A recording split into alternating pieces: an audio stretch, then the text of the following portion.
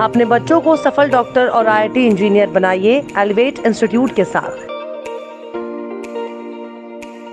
NEET और JEE की संपूर्ण तैयारी। गरीब और होनहार बच्चों को 50% तक स्कॉलरशिप। Elevate your future. संपर्क कीजिए एलिवेट इंस्टीट्यूट, छोटा बाजार चौक, चंद्रपुर।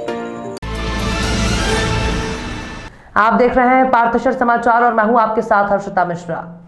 7/4/2022 को गुणरत्न सदावर्ते और जयश्री पाटिल एक दूसरे से मिले। शरद पवार साहब की छवि खराब करने और उनकी जान लेने के लिए एसटी कर्मचारियों को लंबे समय से उकसाया गया और उन्होंने एसटी स्टाफ और निजी लोगों की मदद से पवार के घर पर हमला करने के लिए भेजा। आनंद उदय नारायण ने गुणरत्न सदावर्ते और जयश्री पाटिल के ऊपर आरोप लगाया कि उन्होंने शरद पवार को नुकसान पहुंचाने की साजिश रची।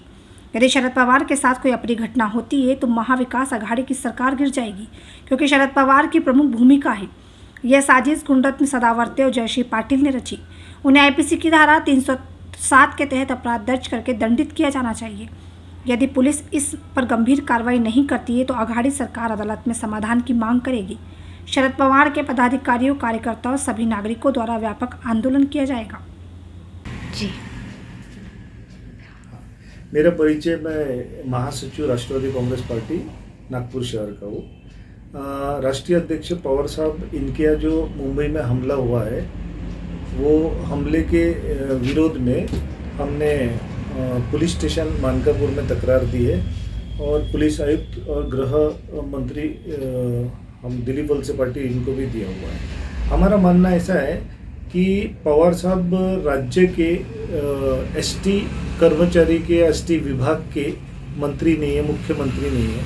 तो सदावर्ते व जयश्री पाटिल, इन्होंने पवार साहब के यहाँ एसटी कर्मचारी को उकसा के हर आंदोलन में पवार साहब का नाम उन्होंने लिया और उन्होंने प्रोत्साहित किया एसटी कर्मचारी को कि तुम वहाँ जाके हल्ला करो। और जब हल्ला उन्होंने किया तो उस बारे में पुलिस ने उनके ऊपर में गुना भी दाखिल किया, परंतु 307 जो है एडेम्प्ट टू मर्डर, ये केस उनके ऊपर में नहीं लगाया हुआ है।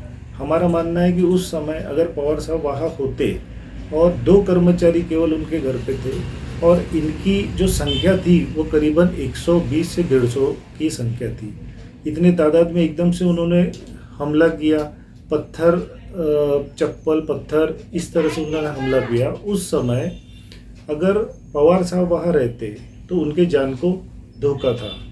तो इस वजह से हमने मांग की है गृह मंत्री को पुलिस स्टेशन में कि इनके खिलाफ में 307 तो ज़रूर दाखिल होना चाहिए और 307 के हिसाब से जो षड्यंत्र रच के उन्होंने जो जान लेने की कोशिश की, तो उस बारे में वहाँ पर दाखिल होना चाहिए। इसलिए हमने मानकापुर पुलिस स्टेशन में भी कंप्लेंट दाखिल की है। आम्हाला त्यांच्या विरुद्ध 307 दाखल झालेले नाही आणि ते पूर्ण प्रकरण असं आहे की ते हल्ल्यामध्ये त्यांना जे त्यांच्या घरी हल्ला केलेला आहे ते हल्लाना त्यांचा जीव पण जाऊ शकते असं षड्यंत्र त्यांनी रचलेला होता। तो त्यांच्या विरुद्ध 307 दाखल झाला पाहिजे म्हणून गृहमंत्रीला आणि पोलीस स्टेशन मानकापूर पोलीस आयुक्त यांना सुद्धा आम्ही तक्रार केली आहे। समोरची भूमिका काय राहणार तुमची? समोरची भूमिका अशी आहे, जर त्यांच्या विरुद्ध जे 307 दाखल झालं नाही तो आम्ही न्यायालयामध्ये दाद मागणार। न्यायालयामध्ये 156(3) मध्ये केस दाखल करून त्यांच्या विरुद्ध 307चा आदेश आम्ही घेणार न्यायालयाकडून।